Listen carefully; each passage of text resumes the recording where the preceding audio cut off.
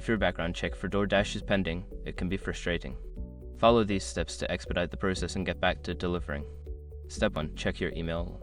Look for any emails from DoorDash or the background check company. They may have requested additional information or documents that you need to provide. Step 2. Contact DoorDash support. Reach out to DoorDash support through the app or their website. Explain your situation and ask if there are any issues causing the delay in your background check.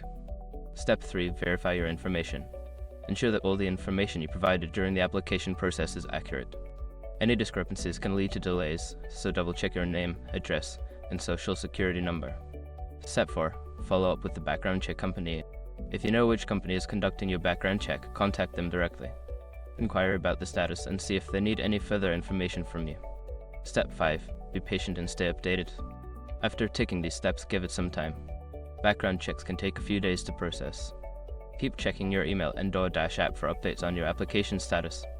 In conclusion, resolving a pending background check requires prompt communication and verification of your information. By following these steps, you can help speed up the process and get back to work.